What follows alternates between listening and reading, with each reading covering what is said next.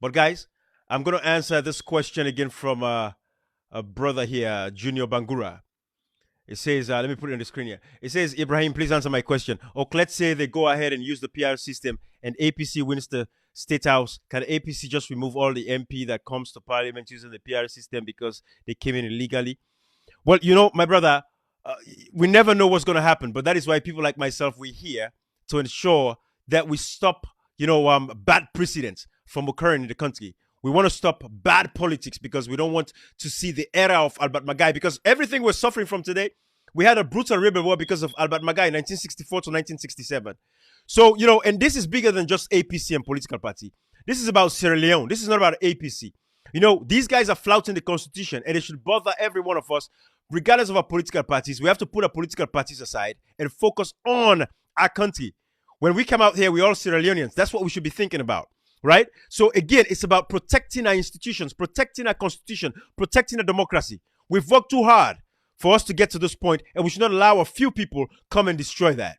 That is why I'm doing this live, because Hon Chernor Bah has no authority to declare a PR system. He has violated the constitution. Section 108, subsection 8 makes it very clear that any alteration of this constitution is a treason. And Hon Chernor Bah has gone against section 38A of the constitution very clearly.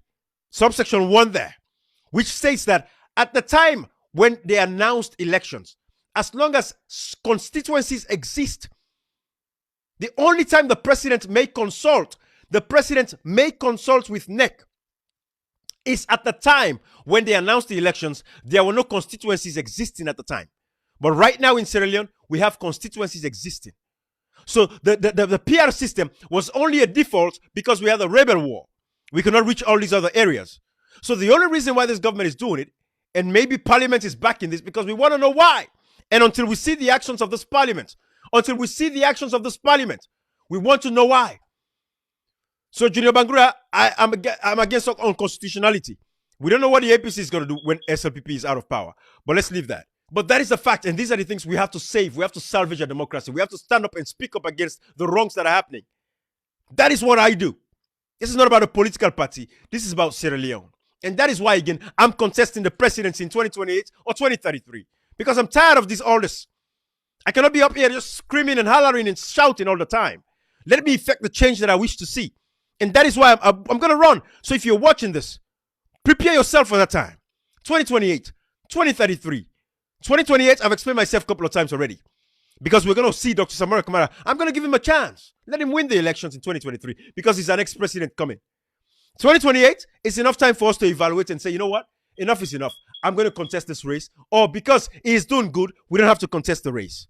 So all of these are things that we have in consideration. 2028 or 2033. I'm going to contest the presidency.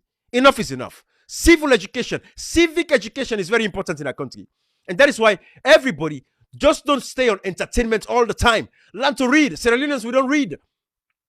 How many of you guys, I know for a lot of you are watching this now, you may have seen the Constitution. But it's on Google. Google Sierra Leone's Constitution. Read, guys. Just don't stay on entertainment, watching funny videos on TikTok all the time. No. Read outside the box so you can learn and know these things. But that is why I'm big on civic education. That is why I have the People's Liberation Academy here. That is what I do. That is my goal. That is my vision, to make sure I bring everybody abreast. Sierra Leoneans, we have to pay attention if we're going to salvage our democracy. For 60 years, we've been suffering. Hon Chernor Bah has violated the constitution of Sierra Leone, and it's a treasonous act.